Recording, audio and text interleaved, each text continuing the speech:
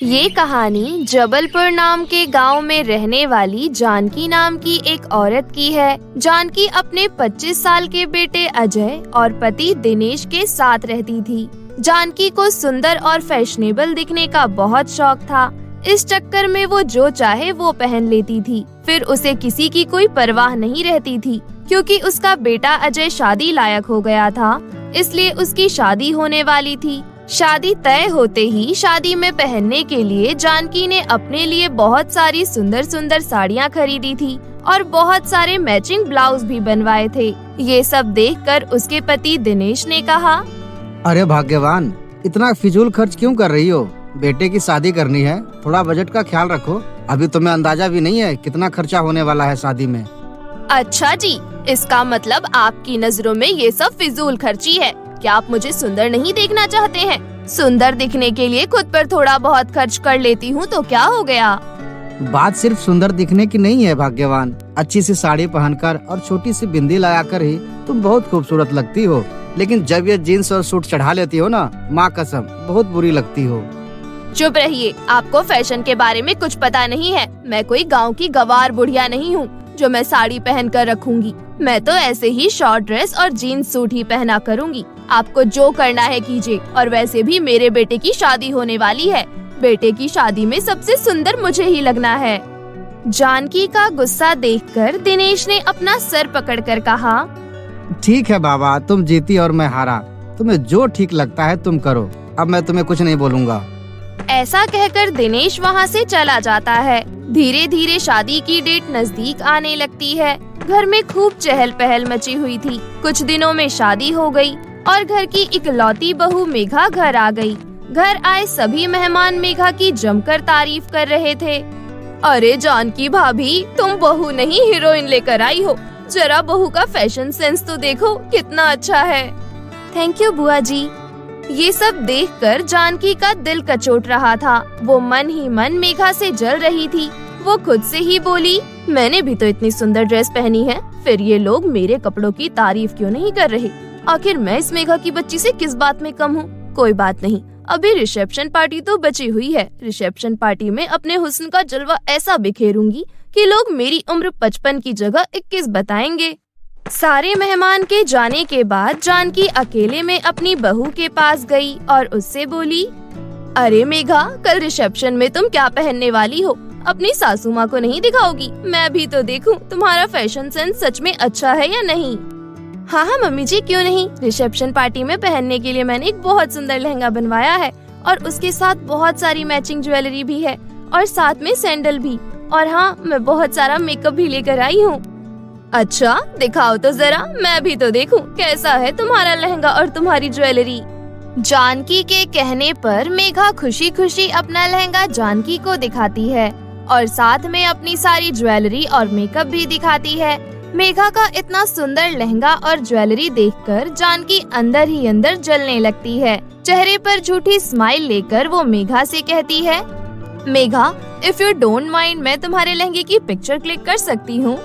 हाँ हाँ मम्मी जी, क्यों नहीं। पिक्चर क्लिक करने से क्या होता है, आप कर लीजिए। उसके बाद जानकी लहंगा, ज्वेलरी और सैंडल की पिक्चर क्लिक कर लेती है और उसके बाद जानकी तुरंत ही मार्केट चली जाती है और अपनी बहू के लहंगे की फोटो दिखाकर दुकानदार से बोलती है, सुनिए भाई साहब, सेम टू सेम ऐसा ही लहंगा मुझे दिखाइए, क्योंकि मुझे ऐसा ही लहंगा चाहिए। जानकी की बात सुनकर दुकानदार कहता है, ये लहंगा आपको अपने लिए चाहिए आंटी जी? माफ कीजिएगा, लेकिन मुझे लगता है ये लहंगा आपके ऊपर बिल्कुल अच्छा नहीं लगेगा। आपकी उम्र के हिसाब से मैं आपको बनारसी साड़ी दिखा देता हूँ। माँ कसम, साड़ी में आप बहुत अच्छी लगोगी। दुकानदार की ये बात सुनकर जानकी भड़क जाती है और कहती है, सबसे पहले तो तुमने मुझे आंटी कैसे बोला? मैं क्या तुम्हें आंटी दिखाई दे रही हूँ? और दूसरी बात, तू मुझे ज्ञान मत दे कि मुझे क्या पहनना चाहिए और क्या नहीं। अगर लोगों को ज्ञान देने का इतना ही शौक है तो दुकान की जगह ज्ञान केंद्र खोल ले। जानकी की बात सुनकर दुकानदार चुप हो जाता है और मन में खुद से ही कहता है, ये कैसी बेवकूफ बुढ़िया है, लगता है दिमाग से थोड़ी हिली हुई है। लेकिन मुझे क्या, मुझे तो अपना सामान बेचने से मतलब है।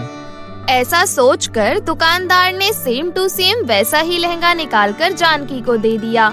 लहंगा लेकर जानकी सैंडल के शोरूम में गई और दुकानदार को फोटो दिखाकर बोली, भैया इस फोटो में आपको जैसी सैंडल दिख रही है मुझे वैसी सैंडल चाहिए। हाँ जी मैडम, ना बताइए किसके लिए लेना है। दुकानदार की बात सुनकर अपना पैर बढ़ाते हुए जानकी ने कहा, मेरे नाप की सैंडल दिखाओ, मैं लेने आई हूँ तो अपने लिए ही लेने आऊंगी ना। इतनी ऊंची हाई हिल सैंडल आपको अपने लिए चाहिए? हाँ, क्यों, तुझे कोई प्रॉब्लम है क्या? नहीं नहीं मैडम जी, मुझे क्या प्रॉब्लम होगी। दुकानदार ने ऐसा कह तो दिया, लेकिन वो जानकी को देखकर धीरे धीरे मुस्कुरा रहा था। उसकी मुस्कुराहट को देखकर जानकी को बहुत गुस्सा आता है और वो गुस्से में दुकान में चिल्लाने लगती है, क्या हुआ, तुम स्माइल क्यों कर रहे हो? क्या मैं हाई हिल सैंडल नहीं पहन सकती हूँ? पता नहीं आजकल लोगों की थिंकिंग को क्या हो गया है, हाउ चीप। दुकानदार ने चुपचाप सैंडल दिखाया और जानकी सैंडल लेकर ज्वेलरी की दुकान पर चली गई और उसने अपनी बहू की तरह सारी मैचिंग ज्वेलरी खरीद ली। सारी शॉपिंग हो जाने के बाद जानकी घर आ जाती है और घर आकर आईने में खुद को देखकर सोचती है, चेहरा थोड़ा डल लग रहा है, कल ही रिसेप्शन पार्टी है, चेहरे के लिए कुछ मंगवाना पड़ेगा। एक काम करती हूँ, आज ऑनलाइन ब्लीच ऑर्डर कर देती हूँ, डिलीवरी बॉय कल तक तो दे ही जाएगा। ऐसा सोचकर जानकी एक ब्लीच ऑर्डर कर लेती है। रिसेप्शन वाले दिन सभी लोग मेघा को तैयार कर रहे थे और दूसरी तरफ जानकी खुद तैयार हो रही थी। उसने सबसे पहले अपने द्वारा मंगाया हुआ ब्लीच अपने चेहरे पर लगा लिया और उसके बाद फेस वॉश करके वो तैयार होने लगी। घर में सभी को पता था कि जानकी को तैयार होने में कितना वक्त लगता है, इसलिए किसी ने उसकी खोज खबर नहीं की। मेघा जब सज धज कर पार्टी में गई तो सभी उसे देखते ही रह गए। धीरे धीरे पार्टी में सारे मेहमान आने लगे। दिनेश भी इधर उधर अपनी पत्नी जानकी को ढूंढने लगा। अरे अजय की मम्मी कहाँ हो? पार्टी शुरू कब की हो चुकी है, बहू भी स्टेज पर चली गई है, लेकिन अभी तक तुम्हारी कोई खोज खबर नहीं है। अरे कितना तैयार होगी? सारे मेहमान भी जानकी के इंतजार में थे। जानकी कमरे से निकल कर आई तो सब लोग उसको हैरान होकर देखने लगे। ये देखकर जानकी मुस्कुराई और मन ही मन बोली, लगता है सब मुझे देखकर हैरान हो रहे हैं, इसका मतलब मैं बहुत अच्छी लग रही हूँ।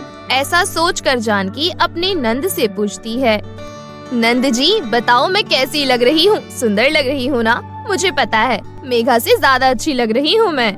ये सुनकर जानकी की नंद ने बहुत मुश्किल से अपनी हंसी रोकी और बोली, आपकी तरह तो यहाँ कोई नहीं लग रहा है भाभी। मेहमानों में से कोई अपनी हंसी रोक ही नहीं पा रहा था, क्योंकि जानकी बिल्कुल किसी जोकर की तरह दिख रही थी। मेघा ने जब जानकी के कपड़े, सैंडल, ज्वेलरी और मेकअप देखा तो वो हैरान रह गई और अपने पति अजय से बोली, इसका मतलब मम्मी जी ने मेरी चीटिंग करने के लिए मेरे लहंगे की फोटो ली थी। लेकिन मम्मी जी कितनी बेवकूफ हैं, इनको यही नहीं पता कि ये कैसी लग रही हैं। अजय भी अपनी माँ को देखकर दांत पीस रहा था, लेकिन वो खुलकर कुछ कह नहीं पा रहा था। सारे मेहमान जोर जोर से हंस रहे थे। ये सब देखकर जानकी को अब बुरा लगने लगता है, लेकिन वो किसी से कुछ भी नहीं कह पा रही थी।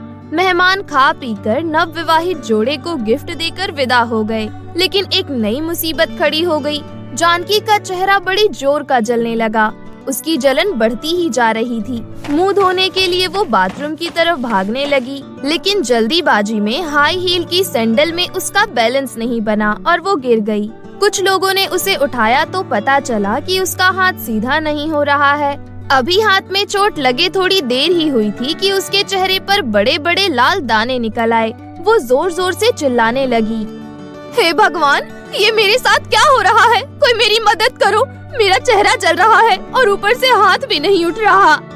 घर वालों ने जानकी की तकलीफ को देखकर तुरंत डॉक्टर को बुलाया। जानकी का चेकअप करके डॉक्टर बोला, इन्होंने अपने चेहरे पे ब्लीच का इस्तेमाल किया है, क्योंकि इनका चेहरा बहुत सेंसिटिव है, इसलिए हाई ब्लीच सहन नहीं कर पाया। लेकिन डॉक्टर साहब, मेरी बहू मेघा भी इसी ब्लीच का इस्तेमाल करती है, मैंने उसके कमरे में देखा था।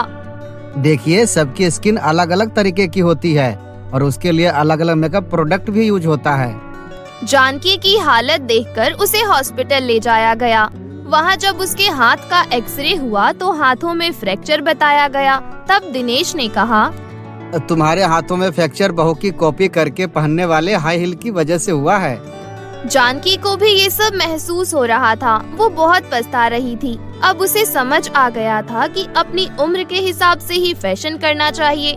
ठीक होकर घर आने के बाद उसने सबसे माफी मांगी और अपनी उम्र के हिसाब से सादगी से रहने लगी। मेघा भी अब अपनी सासू माँ जानकी का खूब आदर किया करती थी और इस तरह वो पूरा परिवार खुशी खुशी अपना जीवन व्यतीत करने लगा। सोनपरी की जादुई छड़ी की चोरी। बहुत समय पहले किसी गांव में आरती अपनी सौतेली बहन चंपा के साथ रहती थी। उनके माता पिता को गुजरे 5 साल बीत चुके थे। दोनों एक टूटी फूटी झोपड़ी में अपना गुजारा कर रहे थे। आरती स्वभाव से बहुत ही नेक और दयालु थी, जबकि उसकी सौतेली बहन चंपा बहुत ही घमंडी और लालची थी। वो गांव में किसी से सीधे मुंह बात तक नहीं करती थी। वो अक्सर गांव में रहने वाली लड़कियों से छोटी छोटी बातों को लेकर लड़ाई झगड़ा किया करती थी। आरती अपनी सौतेली बहन चंपा को बहुत समझाती, लेकिन वो उसकी एक न सुनती, ना ही घर का कोई काम करने में उसकी मदद करती। ऐसे ही एक दिन, चंपा, सारा दिन भर अकेले काम करके मैं बहुत थक जाती हूँ। तुम घर के कामों में मेरी मदद क्यों नहीं करती? नौकरानी वाले काम मुझसे नहीं होंगे, ऐसे काम तुझको ही शोभा देते हैं। इतना कहकर चंपा आईने के सामने अपने बाल संवारने लगी। बेचारी आरती घर का सारा काम खत्म कर 2 पैसे कमाने के लिए दूसरों के घरों में साफ सफाई का काम करती। एक दिन की बात है, सोनपरी अपनी परी सखियों के साथ उसी गांव में घूमने पहुंची। वहां सुंदर बहता हुआ झरना देख सभी परियां वहीं रुक गई और झरने के नीचे नहाने लगी।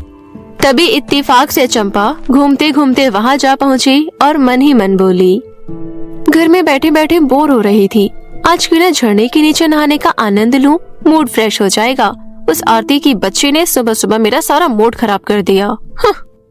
लेकिन तभी परियों को झरने के नीचे नहाते देख चंपा घबराते हुए एक पेड़ के पीछे छुप गई और बोली, मैं कोई सपना तो नहीं देख रही, और ये तो परियां हैं। तभी आपस में परियां बात करने लगी। राजकुमारी सोनपरी, आज फिर से आप रानी परी को बिना बताए पृथ्वीलोक घूमने आ गई। अगर उन्हें पता चल गया तो बहुत गुस्सा होंगी, इसलिए जल्दी से यहाँ से चलते हैं। अरे अभी अभी तो आई हैं, इतनी जल्दी भी क्या है? वैसे भी रानी माँ को कुछ पता नहीं चलेगा, वो चंद्रलोक किसी काम से गई है, उन्हें आने में समय लगेगा। अब ये सब बातें छोड़ो और झरने में नहाने का आनंद लो। चंपा उनकी बातें बड़े ही ध्यान से सुन रही थी। तभी चंपा की नजर झरने के पास एक चट्टान पर रखी चमकती हुई चीज पर पड़ी। फिर वो हैरानी से बोली, अरे ये तो जादुई छड़ी है, लगता है इन्हीं में से किसी परी की है। क्यों ना मैं ये जादुई छड़ी चुरा लूं, फिर तो मेरे पास किसी चीज की कोई कमी नहीं होगी। ये कहते हुए उन परियों की नजरों से बचकर चंपा जादुई छड़ी चुराकर वहाँ से भाग गई। कुछ देर बाद जब सोनपरी अपनी सखियों के संग झरने से बाहर आई और चट्टान के पास अपनी जादुई छड़ी ना पाकर सोनपरी के होश उड़ गए। अरे मेरी जादुई छड़ी कहाँ गई? मैंने तो यही रखी थी। राजकुमारी, लगता है किसी ने आपकी जादुई छड़ी चुरा ली है। रानी माँ को पता चलेगा तो वो बहुत गुस्सा होंगी। अब मैं क्या करूँ? राजकुमारी, अब आप जल्दी से परिलोक चलिए और रानी माँ को सच सच बता देना। पता है रानी माँ ने मुझे जन्मदिन पर जादुई छड़ी उपहार में दी थी, उन्हें मैं कैसे बताऊंगी? मुझे बहुत डर लग रहा है। बताना तो पड़ेगा, आपके पास कोई और दूसरा रास्ता भी तो नहीं है। अब चलिए, वैसे भी बहुत देर हो चुकी है। उसके बाद सोनपरी अपनी सखी परियों के साथ वापस परिलोक लौट गई और महल पहुंचकर सोनपरी अपनी माँ रानी परी को डरते हुए सारी सच्चाई बताई, जिसे सुनते ही रानी माँ गुस्से से बोली, मेरी बेटी होकर तुम इतनी लापरवाह हो? अगर जादुई छड़ी किसी गलत हाथों में लग गई तो बहुत बड़ी मुसीबत खड़ी हो जाएगी। माँ, मुझसे बहुत बड़ी गलती हो गई, मुझे माफ कर दो। मैं ऐसी गलती दोबारा नहीं करूँगी माँ। अच्छा ठीक है, अब तुम रोना बंद करो, मैं तुम्हारी जादुई छड़ी का पता जल्दी लगा लूंगी। वहीं दूसरी ओर चंपा जादुई छड़ी लेकर खुशी खुशी अपने घर पहुँची। अब मैं इस जादुई छड़ी का इस्तेमाल कर अपनी मनपसंद चीजें प्रकट कर सकती हूँ। मैं सबसे पहले अपने लिए ढेर सारे फैशनेबल कपड़े, गहने और मेकअप का सामान मांग लेती हूँ। ये कहकर चंपा ने जादुई छड़ी घुमाई और पलक झपकते ही उसकी कही हुई सारी चीजें प्रकट हो गई। चंपा ये देख खुशी से झूम उठी। अरे वाह, मुझे तो अपनी आंखों पर विश्वास नहीं हो रहा। अब देखती हूँ गांव की लड़कियां मुझे कैसे नीचा दिखाती है। अब मैं अपने लिए ब्रांडेड टीवी और फ्रिज भी मांगती हूँ। फिर मैं बैठकर मजे से अपना फेवरेट टीवी सीरियल देखा करूँगी और फ्रिज का ठंडा पानी भी पिया करूँगी। ये कहते हुए चंपा ने फिर से जादुई छड़ी घुमाई और देखते ही देखते एक बड़ा एलईडी टीवी और फ्रिज प्रकट हो गया। उसके बाद चंपा मजे से अपने कमरे में बैठकर टीवी देखने लगी। शाम को जब थकी हारी आरती काम पर से घर लौटी तो घर पर टीवी और फ्रिज देख हैरानी से चंपा से बोली, अरे चंपा, ये टीवी और फ्रिज किसका है? ये मेरा है। क्या कहा? पर ये सब लाने के लिए तेरे पास इतने पैसे कहाँ से आए? मुझे पैसों की क्या जरूरत, मेरे पास जादुई छड़ी है ना। जादुई छड़ी? हाँ, ये देख, मेरे पास परी की जादुई छड़ी है। पर तेरे पास परी की जादुई छड़ी आई कहाँ से? मैं ये जादुई छड़ी चुरा कर लाई हूँ। ये कहते हुए चंपा आरती को सारी बात बताती है। सारी बात सुन आरती चंपा को समझाते हुए बोली, ये तूने अच्छा नहीं किया। तुझे परी की जादुई छड़ी नहीं चुरानी चाहिए थी। अगर परी को तेरे बारे में पता चल गया तो वो तुझे कड़ी सजा देंगे। अपनी बकवास बंद कर, मुझे पता है तू मुझसे बहुत जलती है। अब जा यहाँ से और मुझे मेरा फेवरेट सीरियल देखने दे, समझी? इतना कहकर चंपा आरती की बात को अनसुना कर टीवी देखने में मग्न हो गई। कुछ देर बाद चंपा को जब भूख लगी तो उसने जादुई छड़ी की मदद से अपने लिए ढेर सारा स्वादिष्ट पकवान प्रकट कर मजे से खाने लगी। वहीं बेचारी आरती सूखी रोटी खाकर सो गई। फिर अगली सुबह चंपा नए कपड़े और गहने पहनकर गांव भर में घूमने लगी। चंपा को देख गांव की लड़कियां हैरानी से आपस में बातें करने लगी। अरे देखो तो, इस चंपा को कितना इतरा रही है। इसके पास नए कपड़े और गहने कहाँ से आए? कहीं से चुरा कर लाई होगी। इस भिखारन के पास इतने पैसे कहाँ जो अपने लिए ढंग का कपड़ा भी खरीद सके। मुझे तो लगता है कहीं से मांग कर लाई होगी, किसी ने तरस खाकर दे दिया होगा। भिखारिन को। ये कहते हुए लड़कियां चंपा पर हंसने लगी। तब चंपा गुस्से से बोली, मेरा मजाक उड़ाना बंद करो, समझी? वरना अच्छा नहीं होगा। लेकिन लड़कियों ने उसका मजाक उड़ाना बंद नहीं किया। ये देख चंपा गुस्से से तिलमिलाकर बोली, रुको, लगते तुम ऐसे नहीं मानोगी। मैं अभी तुम्हें मजा चखाती हूँ। ये कहते हुए चंपा ने जादुई छड़ी घुमाई और उन सभी लड़कियों के बालों में आग लगा दी। देखते ही देखते उन सभी के बाल जल गए और वो गंजी हो गई। हम गंजी हो गए। हमारे सारे बाल जल गए। अब हमसे शादी कौन करेगा? रोना धोना बंद करो और भागो यहाँ से। अभी तो सिर्फ तुम्हारे बाल ही जलाए हैं। गुस्सा दिलाए तो तुम सभी को जलाकर राख कर दूंगी। चंपा की बात सुन सभी लड़कियां डरकर वहाँ से भाग खड़ी हुई। ये देख चंपा जोर जोर से हंसने लगी। उन लड़कियों को मैंने अच्छा सबक सिखाया। अब देखती हूँ कैसे मुझसे नजरें मिलाती है। घर आकर चंपा कुछ सोचते हुए बोली, मेरे पास नए कपड़े और गहने तो ढेर सारे हैं। फिर मैं इस टूटी फूटी झोपड़ी में क्यों रहूं? क्यों ना मैं अपने लिए आलीशान बंगला बनवा लूं। मेरे पास जादुई छड़ी जो है, अब मैं अपनी जिंदगी ऐश आराम से बिताऊंगी। ये कहते हुए चंपा ने जादुई छड़ी का इस्तेमाल कर अपने लिए आलीशान बंगला प्रकट किया। अरे वाह, ये बंगला तो बहुत ही सुंदर है, लेकिन मेरे बंगले के आसपास गांव वाले के बने झोपड़ी बिल्कुल भी अच्छे नहीं लग रहे। अब मैं गांव वालों को यहाँ से भगा दूंगी। उसके बाद चंपा सब गांव वालों को धमकाते हुए बोली, सुनो तुम सब लोग, जल्दी से गांव खाली करके यहाँ से चले जाओ, वरना तुम सबके घर चलाकर राख कर दूंगी। ये तुम क्या कह रही हो? कहीं तुम्हारा दिमाग तो नहीं खराब हो गया? मैं अपने आलीशान बंगले के आसपास तुम जैसे गरीब लोगों की झोपड़ियाँ बर्दाश्त नहीं कर सकती। हम अपना घर छोड़कर नहीं जाएंगे, समझी? घमंड में चोर चंपा को गांव वालों पर अत्याचार करते देख आरती गुस्से से बोली, चंपा तुम ये क्या कर रही हो? तुम होश में तो हो? तुम जादुई छड़ी का गलत इस्तेमाल कर रही हो। ज्यादा गांव वालों की तरफदारी मत कर, समझी? वरना तुझे भी गांव से बाहर कर दूंगी। और तुम गांव वालों, लगता है तुम ऐसे नहीं मानोगे। इतना कहकर चंपा ने जादुई छड़ी का इस्तेमाल कर सभी घरों में आग लगा दी। अपने घरों को जलता हुआ देख सभी गांव वाले रोते हुए बोले, सारी करम चली, आखिर हमने तेरा क्या बिगाड़ा था जो तूने हमारे झोपड़ी में आग लगा दी। भगवान तुझे इसकी सजा जरूर देगा। चलो निकलो यहाँ से और जाकर जंगल में रहो। तुम लोगों को अभी मेरी शक्ति का अंदाजा नहीं है। मेरा बस चले तो मैं तुम सभी को जलाकर भस्म कर सकती हूँ। देखना चाहोगे?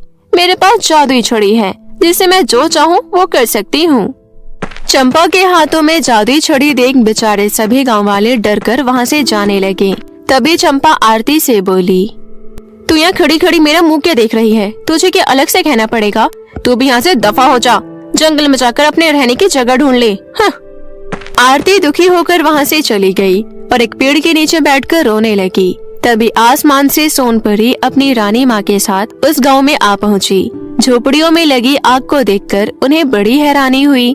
तभी उन्हें पेड़ के नीचे रोते हुए आरती दिखाई दी। वो दोनों आरती के पास गई। आरती ने उन्हें सारी सच्चाई बताई। सच्चाई जान रानी परी गुस्से से बोली, उस लड़की की इतनी हिम्मत, उसने मेरी बेटी की जादुई छड़ी चुराई और छड़ी का गलत इस्तेमाल कर रही है। उसे इसकी सजा जरूर मिलेगी। ये कहकर रानी परी अपनी बेटी सोनपरी को लेकर चंपा के आलीशान बंगले में जा पहुँची और अपनी जादुई शक्तियों से चंपा को बंदी बना लिया। ये देख चंपा गिड़गिड़ाने लगी, मुझे छोड़ दो, मुझसे गलती हो गई। तुम अपनी जादुई छड़ी वापस ले लो, पर मुझे छोड़ दो। रानी परी ने चंपा से सब कुछ छीन लिया। उसके बाद रानी परी ने अपनी जादुई छड़ी घुमाई और गांव वालों की जलती हुई झोपड़ियों को सुंदर घरों में बदल दिया। ये देख सभी गांव वाले रानी परी का धन्यवाद करने लगे। फिर चंपा को देख सभी गांव वाले गुस्से से फूट पड़े। परी जी, आप इस दुष्ट को कड़ी से कड़ी सजा देना, इसने हमें घर से बेघर कर दिया था। ये कहते हुए सभी गांव वाले चंपा को भला बुरा कहने लगे। लेकिन तभी चंपा की सौतेली बहन आरती बोली, माना कि मेरी बहन ने सभी गांव वालों के साथ बहुत बुरा किया, लेकिन मेरी बहन को माफ कर दो रानी परी जी। आखिर जैसी भी है मेरी बहन है, मैं अपनी बहन की तरफ से आपसे माफी मांगती हूँ। देखा दुष्ट लड़की, जिस बहन के साथ तुमने इतना गलत व्यवहार किया वही तुम्हारे लिए विनती कर रही है। चंपा को अपने किए पर बहुत पछतावा हुआ। फिर उसने सभी से माफी मांगी। उसके बाद रानी परी अपनी बेटी सोनपरी के साथ वापस परीलोक लौट गई। अब चंपा का स्वभाव बिल्कुल ही बदल गया। वो घर के कामों में बहन आरती की मदद करने लगी। इस तरह सब कुछ ठीक हो गया। अब दोनों बहनें हंसी खुशी प्यार से मिलजुल कर रहने लगी। माँ, मुझे डॉक्टर बनना है। बिटिया, डॉक्टर बनने में बहुत पैसे लगते हैं। हम तो झोपड़पट्टी में रहते हैं, तुझे डॉक्टर बनाने में कैसे लाखों रुपए खर्च कर पाएंगे। मेरे कमर में दर्द रहता है, इसलिए मैं तो कहीं बाहर काम नहीं कर पाती। एक तेरे पापा हैं, वो भला दूसरों के खेतों में काम करके कहाँ इतना पैसा कमा पाते हैं। लेकिन माँ, मैं ये सब सोच समझकर कभी सोचती हूँ कि ये सपना छोड़ दूँ, लेकिन छोड़ी ही नहीं जाती। मेरा दिल सा लग गया है। कोई बात नहीं, अभी बच्ची है ना, बड़ी हो जाएगी तो अपने आप भूल जाएगी। अभी जब तक स्कूल की पढ़ाई चल रही है तब तक पढ़ाई कर, बाकी बाद में तेरी शादी करवा देंगे। बस दिन रात भगवान से यही प्रार्थना करती रहती हूँ कि तेरी शादी हम जैसे गरीब घर में ना हो। मानसी पढ़ाई में बहुत अच्छी थी, वो अपने क्षेत्र की टॉपर थी। उसने भी अपने लिए एक सपना देख रखा था, लेकिन उसकी घर की आर्थिक हालत इतनी खस्ता थी कि उसे अपना सपना पूरा करना नामुमकिन लगता था। अपनी माँ के कई बार समझाने के बाद भी मानसी पढ़ाई पर पूरा ध्यान देती थी और हमेशा अपने सपने के बारे में सोचती रहती थी। वो लोग इतने गरीब थे कि उनके घर में लाइट भी नहीं रहती थी। मानसी स्कूल से आकर भी पढ़ाई करती थी। रात में अंधेरा होने के बाद वो गांव के चौक पर चली जाती थी, जहां पर एक लाइट लगी हुई थी। उस लाइट के नीचे बैठकर मानसी पढ़ाई करती थी। हर दिन की तरह मानसी लाइट के नीचे बैठकर पढ़ाई कर रही थी। तभी वहां से उसके स्कूल की एक लड़की दिशा गुजर रही थी। दिशा मानसी को देखती है और उसके पास जाती है। मानसी, यहाँ क्या कर रही है तू? दिशा, मेरे घर में बिजली नहीं आती है, इसलिए अंधेरा होने के बाद मुझे यहाँ पढ़ना पड़ता है। थोड़ी देर बाद मेरे पापा आएंगे और मुझे यहाँ से ले जाएंगे।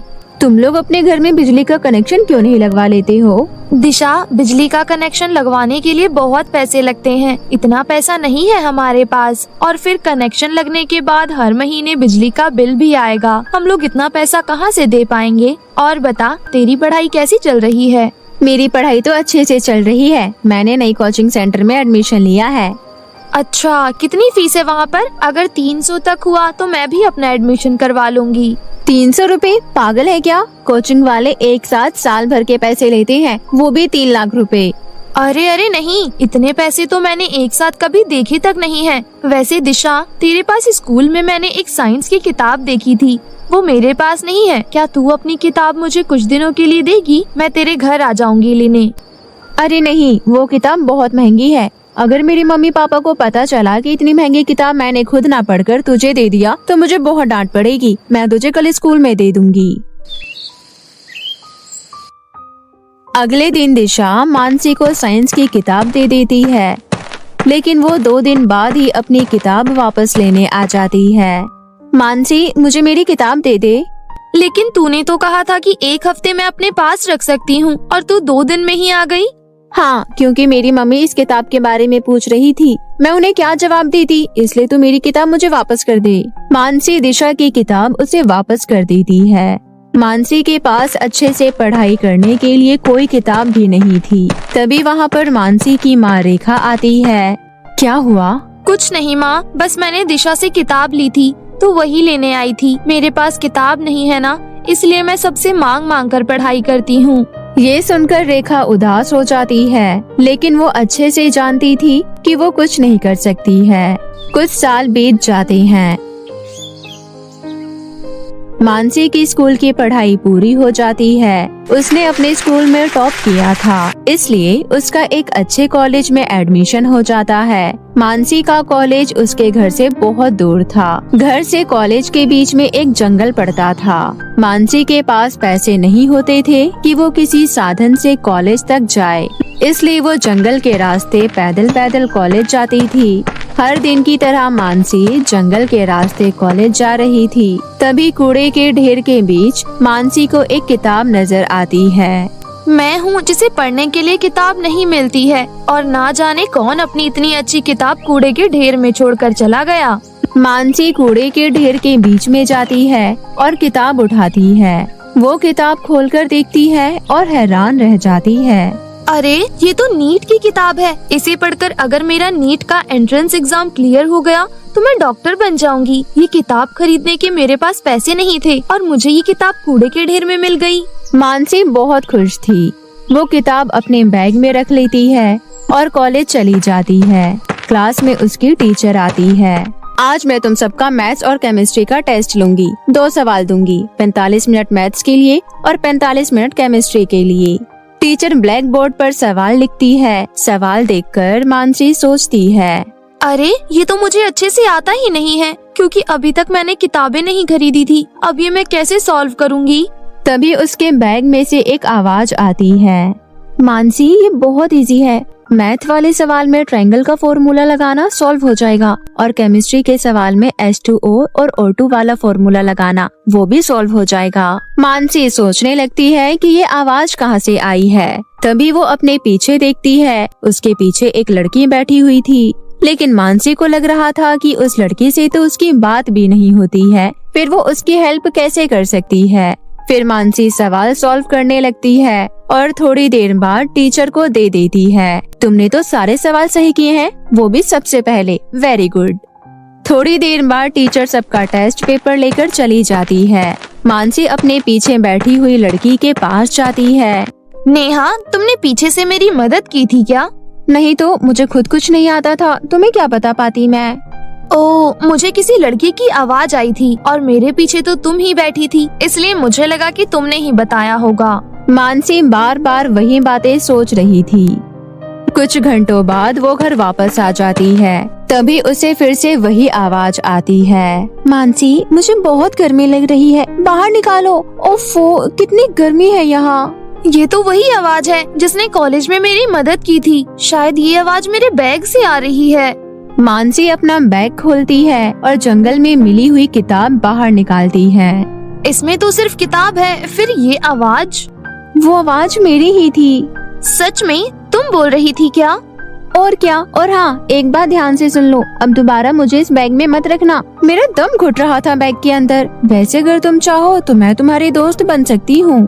मुझे कुछ समझ नहीं आ रहा है, ये क्या हो रहा है मेरे साथ। मानसी, मैं तुम्हारे बारे में सब जानती हूँ। मुझे ये भी पता है कि तुम डॉक्टर बनना चाहती हो, लेकिन पैसों की कमी की वजह से तुम अच्छी कोचिंग नहीं ले सकती हो और ना ही महंगे महंगे किताबें खरीद सकती हो। इसलिए अब से मैं तुम्हारी मदद करूँगी। जब भी तुम्हें कुछ समझ नहीं आएगा तो मैं तुम्हें समझा दूंगी।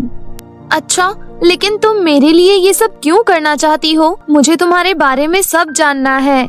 अच्छा ठीक है, सुनो। मैं परीलोक में रहती थी। मैं बहुत ही घमंडी थी और सबको नीचा दिखाती रहती थी। एक दिन बहुत सारी परियां रानी परी के पास मेरी शिकायत लेकर जाती है। रानी परी ने मुझे सजा सुनाई और फिर गलती मानने के बजाय मैंने रानी परी से झगड़ा करना शुरू कर दिया। इसलिए गुस्से में आकर रानी परी ने मुझसे मेरी जादुई छड़ी छीन ली और मेरे अंदर जितनी भी जादुई शक्तियाँ थी सब ले ली। उसके बाद मैं मामूली बन गई थी। उस हाल में रानी परी ने मुझे पृथ्वीलोक में भटकने के लिए छोड़ दिया।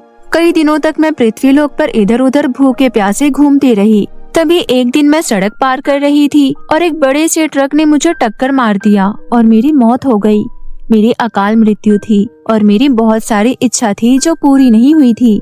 वहीं आसपास एक किताब रखी हुई थी और मेरी आत्मा किताब के अंदर चली गई। कुछ दिनों बाद एक कूड़ा उठाने वाले व्यक्ति ने मुझे कूड़े के डब्बे में डाल दिया और जंगल में छोड़ दिया। फिर कुछ दिनों बाद मैं तुम्हें मिल गई। अब मैंने ठान लिया है कि तुम्हें डॉक्टर बनाकर रहूंगी। इससे मेरे पहले किए हुए पाप से भी मुक्ति मिल जाएगी। परी की बातें सुनकर मानसी की आंखों में आंसू आ जाते हैं। अरे तुम रोना बंद करो, तुम्हें अभी पढ़ाई करनी है। अगर मैंने तुम्हें डॉक्टर बना दिया तो मुझे मुक्ति मिल जाएगी। मुझे तुम पर पूरा भरोसा है कि तुम नीट क्लियर कर लोगी। अगले दिन से मानसी जादुई किताब के साथ अपने एंट्रेंस एग्जाम की तैयारी करने लग जाती है। मानसी किताब से पढ़ाई कर रही होती है। वो जो भी टॉपिक पढ़ना चाहती थी वो किताब में आ जाता था। अरे वाह, इसमें तो मुझे बहुत अच्छे से समझ आ रहा है। थैंक यू परी। अच्छा चलो, अभी तक तुमने जो भी पढ़ाई की है मैं उन सबका टेस्ट लेती हूँ। अभी तो मैंने पढ़ाई की है और तुम टेस्ट ले रही हो। इतनी जल्दी टेस्ट देने के लिए मैं तैयार नहीं हूँ। अरे मुझे तुम पर पूरा भरोसा है, तुम अच्छा टेस्ट दोगी। इस तरह जादुई किताब मानसी की पढ़ाई में बहुत मदद करती थी। मानसी को उससे बात करने में भी बहुत अच्छा लगता था। अगले दिन मानसी कॉलेज के लिए तैयार हो रही थी। दोनों एक दूसरे से बातें कर रहे थे। आधे रास्ते पहुंचकर मानसी एक दुकान में घड़ी देखती है। अरे हम तो कॉलेज जाने में बहुत लेट हो गए हैं। जादुई किताब तुमने मुझे लेट करवा दिया। ओहो, घर से निकलो तुम लेट और नाम मेरा लगा रही हो। ये सुनकर मानसी हंसने लगती है। कुछ महीनों बाद एग्जाम आ जाता है और मानसी एंट्रेंस एग्जाम क्लियर कर लेती है। उसके घर में सब बहुत खुश थे। बिटिया, हमारे बिना किसी मदद की तूने एग्जाम पास कर लिया। अब जल्दी हमारे सारे दुख दर्द दूर हो जाएंगे। रेखा पूरे गांव में मिठाई बांटती है। मानसी जादुई किताब के पास जाती है। क्या बात है मानसी, तुम्हारी रैंक तो बहुत अच्छी आई है। अब बहुत अच्छे कॉलेज में तुम्हारा एडमिशन होगा और वहाँ तुम मन लगाकर डॉक्टर की पढ़ाई करना और कुछ सालों में तुम बहुत अच्छी डॉक्टर बन जाओगी। मानसी पास हुई थी लेकिन फिर भी वो उदास थी। उसका उदास चेहरा देख जादुई किताब बोलती है, इतनी खुशी के मौके पर क्या तुमने मुँह बना रखा है मानसी? तो और क्या करूं, अब तुम चली जाओगी ना? मुझे तो जाना ही है। मैंने अपना मकसद पूरा कर लिया। अब मुझे मुक्ति मिल जाएगी। भले ही आज के बाद ये किताब तुमसे बात ना कर पाए, लेकिन तुम हमेशा मुझे याद रखना। बाय। उसके बाद परी की आत्मा किताब से निकलकर चली जाती है।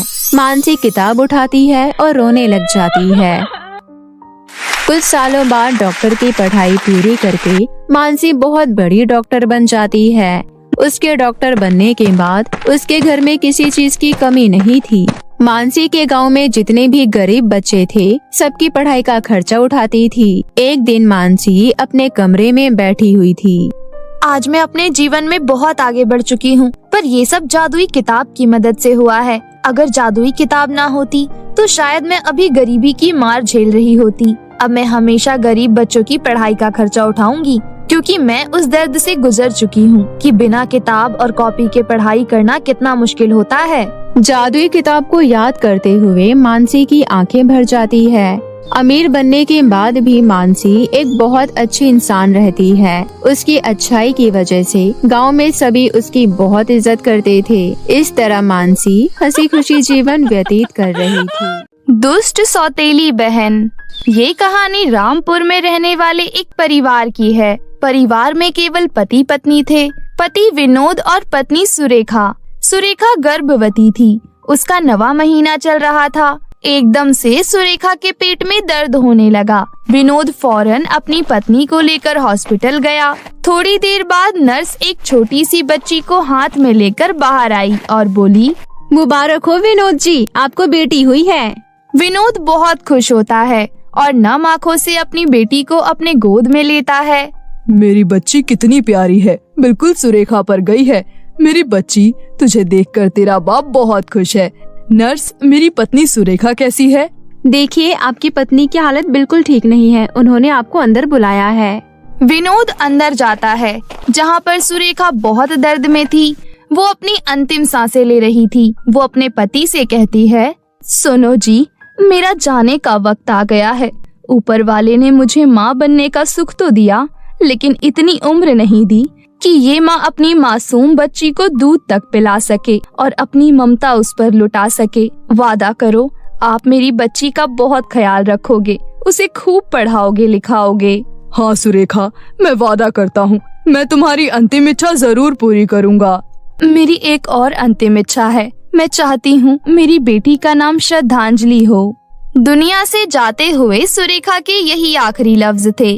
अपनी पत्नी की मौत पर विनोद फूट फूट कर रोता है और उसका अंतिम संस्कार कर देता है। अपनी बेटी की देखभाल के लिए और सुरेखा की अंतिम इच्छा पूरी करने के लिए वो वैष्णवी नाम की एक औरत से शादी कर लेता है और उससे कहता है, वैष्णवी, मैंने तुमसे शादी अपनी निजी जरूरतों के लिए नहीं की है, बल्कि इसलिए की है ताकि मेरी मासूम बच्ची को माँ का प्यार मिल सके। श्रद्धांजलि मेरी पत्नी सुरेखा की आखिरी निशानी है। सुरेखा चाहती थी कि मेरी श्रद्धांजलि खूब पढ़ाई लिखाई करे। अजी, आप चिंता मत कीजिए, सुरेखा दीदी का ये सपना जरूर पूरा होगा। श्रद्धांजलि आज से मेरी बेटी है। लाइए, बच्ची को मुझे दे दीजिए। वैष्णवी अपनी झूठी बातों से विनोद को यकीन दिला देती है कि वो एक बहुत अच्छी औरत है। लेकिन जैसे ही विनोद काम पर चला जाता है, वो नन्ही सी श्रद्धांजलि को जमीन पर लिटा देती है, जिसके कारण श्रद्धांजलि बहुत रोने लगती है। नन्ही सी बच्ची पर बिना तरस खाए वैष्णवी बहुत अत्याचार करती थी। श्रद्धांजलि रोती रह जाती थी, लेकिन वैष्णवी उसको दूध नहीं देती थी। एक दिन वैष्णवी गर्भवती हो जाती है और 9 महीने बाद वो भी एक बेटी को जन्म देती है। अपनी बेटी के जन्म के बाद वैष्णवी के मन में श्रद्धांजलि के लिए और भी ज्यादा सौतेलापन आ जाता है और वक्त के साथ 5 साल बीत जाते हैं। सुनिए विनोद जी, अब हमारी बेटी 5 साल की हो गई है, उसके स्कूल में एडमिशन करवा दीजिए। हाँ वैष्णवी, तुम ठीक कह रही हो। मैं कल ही श्रद्धांजलि और आरती दोनों का एक ही स्कूल में एडमिशन करवा देता हूँ। अगले दिन विनोद अपनी दोनों बेटियों का एक ही स्कूल में एडमिशन करवा देता है। उसके बाद से श्रद्धांजलि और आरती स्कूल जाने लगती हैं। श्रद्धांजलि को पढ़ना लिखना बहुत अच्छा लगता था, इसलिए वो क्लास के सारे टेस्ट में बहुत अच्छा नंबर लेकर आती थी। और वहीं दूसरी तरफ आरती का पढ़ाई लिखाई में बिल्कुल मन नहीं लगता था। हर टेस्ट में उसको 0 मार्क्स मिलते थे, इसलिए उसे स्कूल में टीचर से बहुत डांट पड़ती थी। पता नहीं मेरी सौतीली बहन हर बार टेस्ट में मुझसे ज्यादा नंबर कैसे लेकर आ जाती है। इसके पढ़ाकू होने की वजह से हर बार इसको टीचर से शाबाशी मिलती है और मुझे डांट पड़ती है। इसका तो मुझे कुछ ना कुछ करना पड़ेगा। उसके बाद टीचर सभी बच्चों को होमवर्क दे देती है। छुट्टी होने पर आरती और श्रद्धांजलि घर आ जाती हैं। दोनों को घर आता देख वैष्णवी कहती है, अरे मेरी आरती बिटिया, स्कूल से घर आ गई तुम। क्या खाना है तुम्हें, मोमोज या पिज्जा या फिर कुछ और? मम्मी, मुझे मोमोज खाना है। मोमोज का नाम सुनकर श्रद्धांजलि अपनी माँ को उम्मीद भरी नजरों से देखने लगती है और कहती है, माँ, मुझे भी मोमोज खाना है। श्रद्धांजलि की मोमोज खाने की ख्वाहिश सुनकर उसकी सौतीली बहन आरती उसकी चोटी खींचते हुए कहती है, खबरदार जो आज के बाद मेरी माँ को अपनी माँ कहा तो ये तेरी माँ नहीं है, बल्कि सिर्फ और सिर्फ मेरी माँ है। अपनी माँ को तो तू पैदा होते ही खा गई। श्रद्धांजलि की आंखों में आंसू आ जाते हैं और वो वैष्णवी के पास जाकर उससे कहती है, माँ, आरती झूठ कह रही है ना, क्योंकि मेरी माँ तो आप हो। तेरी बहन बिल्कुल सही कह रही है। तू जिम्मेदार है अपनी माँ की मौत की। मैं तेरी कोई सगी माँ नहीं हूँ। इस बात का श्रद्धांजलि के दिमाग पर बहुत गहरा असर पड़ता है और वो अपने आप को कमरे में बंद करके फूट फूट कर रोने लगती है और रोते रोते सो जाती है। रात को जब विनोद घर आता है तो अपनी बेटी के कमरे में आता है और उससे पूछता है, क्या हुआ बेटा, मेरी फूल सी बच्ची का चेहरा इतना मुरझाया हुआ क्यों है? पिताजी, मेरी माँ कौन थी और वो कैसे मरी? अपनी माँ के बारे में श्रद्धांजलि को पूछता हुआ देखकर विनोद समझ जाता है कि वैष्णवी द्वारा उसको सब कुछ पता चल चुका है, इसलिए वो सुरेखा के बारे में श्रद्धांजलि को सब कुछ बता देता है। जिसके बाद श्रद्धांजलि आंसू पोंछकर कहती है, पिताजी, अब मैं खूब पढ़ूंगी और अपनी माँ के सपने को पूरा करूंगी। उस रात श्रद्धांजलि टेबल पर अपना स्कूल का होमवर्क कर रही थी। होमवर्क करते करते वो सो गई। तभी वहाँ पर आरती आई और उसने श्रद्धांजलि के होमवर्क पर इंक गिरा दी। बेचारी मेरी बहन, कितनी मेहनत से उसने होमवर्क किया था और मैंने उसका सारा होमवर्क खराब कर दिया। श्रद्धांजलि की सुबह जब आँख खुलती है तो अपने होमवर्क पर स्याही बिखरी हुई देखकर वो बहुत रोती है। श्रद्धांजलि को पता था ये सब आरती ने किया है, लेकिन फिर भी वो कुछ नहीं कहती और चुपचाप अपना होमवर्क दोबारा कर लेती है। इसी तरह एक दिन जब श्रद्धांजलि किताब पढ़ रही थी तो आरती ने आकर उसकी किताब छीन ली। तुमने मेरी किताब क्यों छीन ली? मुझे मेरी किताब वापस करो, मुझे पढ़ाई करनी है। नहीं दे रही मैं तुझे तेरी किताब। बता क्या कर लेगी? मुझे तेरे साथ खेलना है, इसलिए मेरे साथ बाहर चलकर खेल, वरना मैं तेरी किताब फाड़ दूंगी। नहीं नहीं, तुम ऐसा मत करना, मैं तुम्हारे साथ जरूर खेलूंगी। उसके बाद श्रद्धांजलि घर से बाहर जाकर आरती के साथ खेलने लगती है। तभी बाहर बहुत जोर की बारिश शुरू हो जाती है। बारिश के कारण कीचड़ हो जाता है। आरती श्रद्धांजलि को कीचड़ में धक्का दे देती है। आरती, ये क्या किया तुमने? तुमने मुझे कीचड़ में गिरा दिया। आखिर मैंने तुम्हारा क्या बिगाड़ा है जो तुम मेरे साथ इतना बुरा व्यवहार करती हो? तुम बहुत बुरी हो। मनहूस कहीं की, मुझसे जुबान लड़ाती है। तू रुक, अभी बताती हूँ तुझे। आरती श्रद्धांजलि का स्कूल का बस्ता और उसकी कॉपी किताब सब कीचड़ में लाकर फेंक देती है, जिस वजह से बारिश के कारण श्रद्धांजलि की सारी कॉपी किताब फट जाती है। ऊपर से उस दिन वैष्णवी और आरती मिलकर बेचारी को बहुत मारते हैं और साथ ही श्रद्धांजलि से आगे पढ़ाई करने का हक भी छीन लिया जाता है। वहीं दूसरी तरफ आरती बिंदास होकर स्कूल के बाद कॉलेज की पढ़ाई खत्म करती है। देखते ही देखते दोनों बहनें शादी के लायक हो जाती हैं। विनोद अपनी दोनों बेटियों के लिए एक ही घर में रिश्ता ढूंढता है। दोनों लड़के भाई थे। कुछ ही दिनों में दोनों बहनों की शादी की रस्में शुरू हो जाती हैं, लेकिन आरती अपनी सौतेली बहन श्रद्धांजलि की शादी से बिल्कुल खुश नहीं थी। ये श्रद्धांजलि की बच्ची तो मेरी जिंदगी में बिल्कुल च्युइंगम की तरह चिपक गई है। मायके के साथ साथ अब ससुराल भी एक होगा। नहीं, मुझे इस शादी को रोकना होगा। तभी वहाँ पर वैष्णवी आ जाती है और कहती है, अरे आरती बिटिया, जल्दी से तैयार हो जा, हल्दी की रस्म शुरू होने वाली है। ठीक है माँ, आप चलिए, मैं आती हूँ। जलन के मारे आरती श्रद्धांजलि की हल्दी में काला रंग मिला देती है और उसकी मेहंदी में हाथ जलाने वाला केमिकल डाल देती है। जब सभी हल्दी की रस्म के लिए श्रद्धांजलि को हल्दी लगाने लगते हैं तो हल्दी का रंग काला देखकर सभी हैरान रह जाते हैं। अरे ये हल्दी काली कैसे हो गई? अरे माँ, ये तो अपशगुन है। तभी वहाँ मौजूद विनोद कहता है, ये अपशगुन जैसा कुछ नहीं होता, जरूर किसी ने हल्दी में गलती से काला रंग मिला दिया होगा। ये बोलकर विनोद बात को टाल देता है, जिसके बाद अच्छे से हल्दी की रस्म खत्म हो जाती है। अगले दिन मेहंदी की रस्म होती है। जैसे ही श्रद्धांजलि के हाथ पर मेहंदी लगाया जाता है तो उसका हाथ जलने लगता है। आह माँ, मेरा हाथ बहुत ज्यादा जल रहा है। हाथों में हो रहे जलन के मारे श्रद्धांजलि की मेहंदी बिगड़ जाती है, जिसे देखकर आरती बहुत खुश होती है और कहती है, देखा पिताजी, एक और अपशगुन। लगता है ऊपर वाला भी नहीं चाहता कि इस श्रद्धांजलि की शादी हो। विनोद आरती की इस बात को भी टाल देता है। शादी वाले दिन आरती बहुत महंगा लहंगा पहनकर मेकअप करवाती है। वहीं दूसरी तरफ श्रद्धांजलि अपनी माँ सुरेखा की शादी का लहंगा पहनती है। ओ गॉड, मेरी सौतेली बहन, तूने अपनी शादी वाले दिन ही ओल्ड फैशन सस्ता सा लहंगा पहन रखा है और ऊपर से ये सर पर घूंघट, हाउ चीप। आरती, ये लहंगा मेरे लिए बहुत बेशकीमती है क्योंकि ये मेरी माँ का लहंगा है और मेरे लिए मेरी माँ का आशीर्वाद भी है। इतने में बारात आ जाती है। आरती बिल्कुल मॉडर्न दुल्हन की तरह डांस करते हुए एंट्री लेती है। तभी लोगों के सामने टाइट फिटिंग होने के कारण आरती का ब्लाउज फट जाता है, जिस कारण सभी उस पर हंसने लगते हैं। उस वक्त श्रद्धांजलि अपना दुपट्टा लेकर आती है और अपनी बहन को ढक देती है और उसे अपने रूम में ले जाती है और उसे अपना लहंगा पहनने को देती है।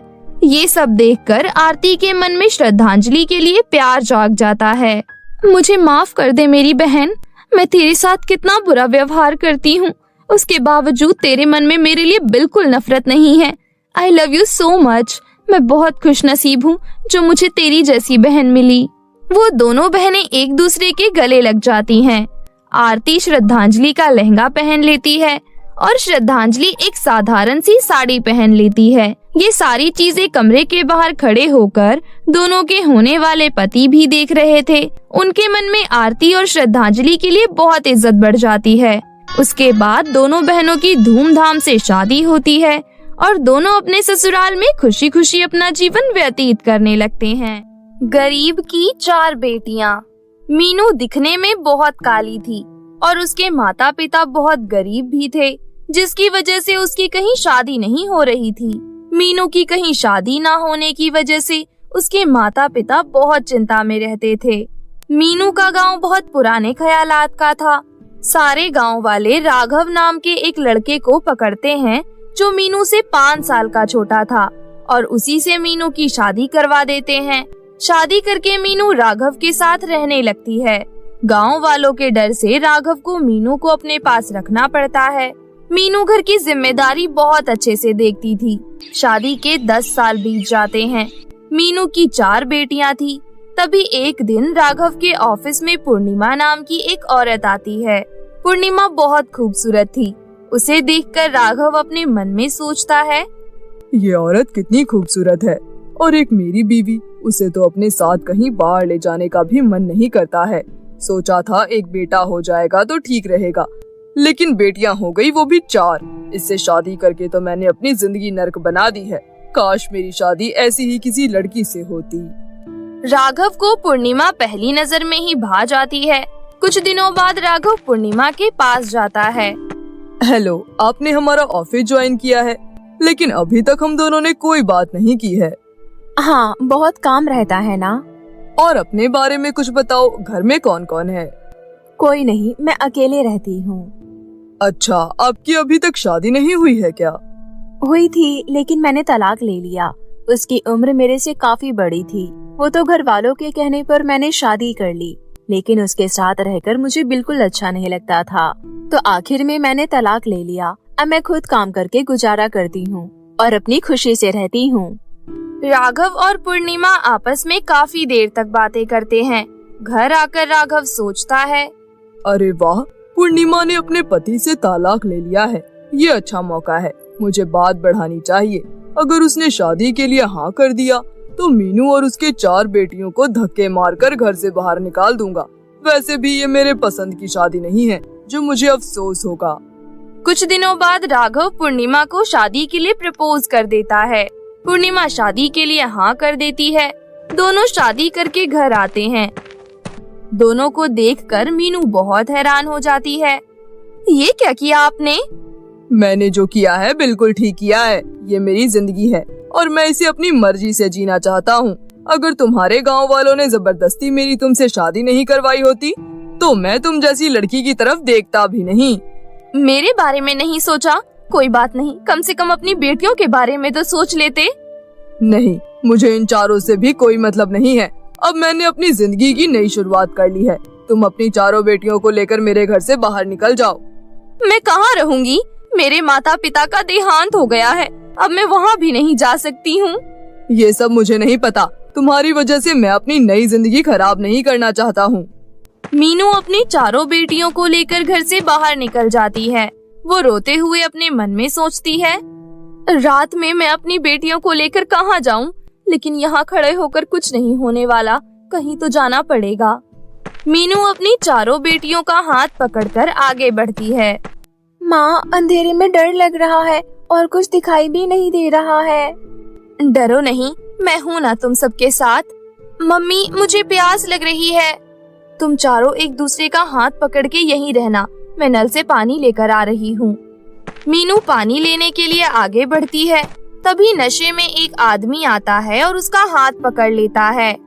क्या बात है, अंधेरी रात को कहाँ जा रही हो? मेरा हाथ छोड़ो। तभी वहाँ पर गांव का एक आदमी आता है। उसका हाथ छोड़। तू कौन है इसका जो बीच में टांग अड़ाने आ गया? लगता है प्यार की भाषा तुझे समझ में नहीं आती है। इतना बोलकर संजय उसे मारने पीटने लगता है। वो आदमी मीनू का हाथ छोड़कर वहाँ से भाग जाता है। आपका धन्यवाद। इतनी रात में तुम अकेले कहाँ जा रही हो? मेरे साथ मेरी 4 बेटियां और हैं। मेरे पति ने हम सबको घर से बाहर निकाल दिया है। ये तो तुम्हारे साथ बहुत बुरा हुआ। वैसे यहीं पास में मेरी बुआ रहती है, अगर चाहो तो कुछ दिनों के लिए वहाँ रुक सकती हो। उसके बाद रहने का ठिकाना मिल जाए तो चली जाना। वैसे भी बच्चे बहुत भूखे प्यासे लग रहे हैं, वहाँ पेट भर कर खाना। संजय मीनू और उसकी बेटियों को अपनी बुआ के घर लेकर जाता है। संजय अपनी बुआ को मीनू के बारे में बताता है। आओ आओ बेटी, तुम्हारे बारे में जानकर मुझे बहुत दुख हुआ। इतनी प्यारी बच्चियों को लेकर अकेली इधर उधर घूम रही थी। इस दुनिया में कैसे कैसे लोग हैं। बिटिया, तुम परेशान मत हो, जितने दिन चाहो यहाँ रुक सकती हो। बुआ, टेबल पर सबके लिए खाना लगा दो और आप मेरे साथ कमरे में आओ, मुझे आपसे कुछ बात करनी है। संजय और उसकी बुआ कमरे में जाते हैं। संजय अपनी बुआ से कहता है, बुआ, बड़ी मुश्किल से इसे फंसा कर लाया हूँ। अब किसी अमीर क्लाइंट के हाथों इसे और इसकी बेटियों को बेच देना। हाँ, बहुत बड़ा माल हाथ आया है, लेकिन इसे शक तो नहीं हुआ ना? अरे नहीं, बहुत सफाई से काम किया है मैंने। इस बार मुझे पैसों में बिल्कुल आधा भाग चाहिए। मीनू दोनों की ये बातें सुन लेती है। ये आदमी मुझे यहाँ बेचने लाया है। मैं अभी अपनी बेटियों को लेकर यहाँ से भाग जाती हूँ। मैं अपने और अपनी बेटियों के साथ कुछ गलत नहीं होने दूंगी। मीनू अपनी बेटियों के पास जाती है। चलो, हमें यहाँ नहीं रहना। माँ, अभी तो हम आए हैं, अभी तो हमारा खाना भी खत्म नहीं हुआ है। खाना तो खाने दो। और वैसे भी अम्मा ने बोला है कि हम जितने दिन चाहे यहाँ रुक सकते हैं। फिर आप जाने के लिए क्यों बोल रही हो? ज्यादा सवाल जवाब मत करो। मैंने कहा ना, चलो, हम यहाँ नहीं रुकेंगे। दरवाजा खुला है, एक एक करके निकल जाते हैं। मीनू अपनी बेटियों को लेकर बाहर निकलती है। तभी संजय और उसकी बुआ की नजर उन पर पड़ जाती है। दोनों उन्हें पकड़ने के लिए उनके पीछे भागते हैं। हमें इनको पकड़ना होगा, वरना हमें बहुत बड़ा नुकसान हो जाएगा। दोनों को अपने पीछे भागता हुआ देख मीनू रोने लगती है। हे भगवान, मेरी मदद करो। मेरी बच्चियों, जोर जोर से भागो। चाहे कुछ भी हो जाए, हमें इन दोनों के हाथ नहीं आना है। तभी मीनू सामने एक बड़ा सा रेस्टोरेंट देखती है और वो अपनी बेटियों को लेकर रेस्टोरेंट के अंदर घुस जाती है। यहाँ बहुत सारे लोग हैं, यहाँ पर वो दोनों हमें नहीं पकड़ पाएंगे। मीनू और उसकी बेटियों को रेस्टोरेंट के अंदर घुसते हुए देख संजय बोलता है, बुआ, अब ये हमारे हाथ से निकल गई है। अगर हमने रेस्टोरेंट में जाकर इसे पकड़ा तो वहाँ के मालिक पुलिस को बुलाकर हमें जेल भिजवा देंगे। उसके बाद दोनों वहाँ से चले जाते हैं। दोनों को जाते हुए देख मीनू अपनी बेटियों को लेकर रेस्टोरेंट से बाहर निकल जाती है। आज मेरे साथ बहुत बड़ी अनहोनी होने से बच गई। अभी फिलहाल मैं यहीं सड़क पर रुक जाती हूँ। उसके बाद मीनू अपनी बेटियों को लेकर वहीं सड़क के कोने में बैठ जाती है। अगले दिन एक अमीर औरत उस रास्ते से गुजर रही थी। वो मीनू और उसकी चारों बेटियों को सड़क के कोने बैठे हुए देखती है। उसे उन पर बहुत तरस आता है। ये औरत अपनी बेटियों को लेकर सड़क पर क्यों बैठी हुई है? मुझे इससे बात करनी चाहिए। उसके बाद वो औरत मीनू के पास जाती है। तुम यहाँ पर अपनी बेटियों को लेकर क्यों बैठी हो?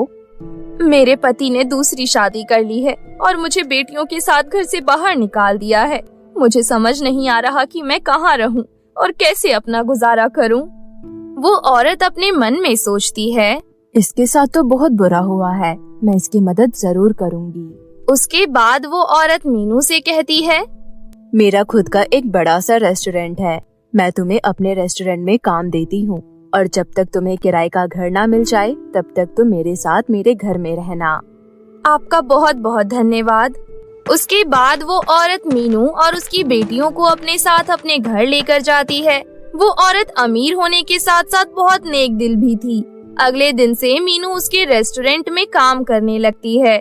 कुछ दिनों बाद मीनू को किराए का घर भी मिल जाता है और वो अपनी बेटियों के साथ किराए के घर में रहने लगती है और रेस्टोरेंट में काम करके गुजारा करने लगती है।